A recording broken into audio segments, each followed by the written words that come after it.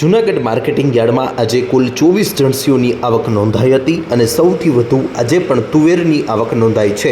1196 quintal તુવેરની આવક સામે એક મણનો ઊંચો ભાવ 2397 રૂપિયા નોંધાયો છે। 65 ક્વિન્ટલ બાજરાની આવક સામે એક મણનો ઊંચો ભાવ 500 રૂપિયા, જ્યારે 810 ક્વિન્ટલ લોકવન ઘઉંની આવક સામે એક મણનો ઊંચો ભાવ 571 રૂપિયા નોંધાયો છે।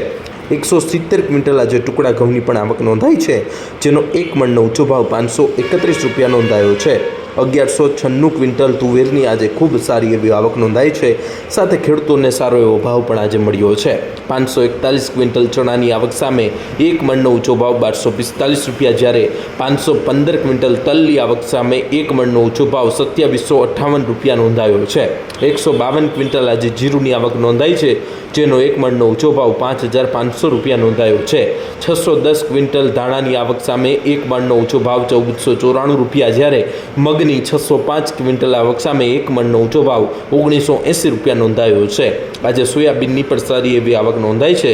સોયાબીનની 755 ક્વિન્ટલ આવક સામે એક મણનો ઊંચો ભાવ 909 રૂપિયા નોંધાયો હતો।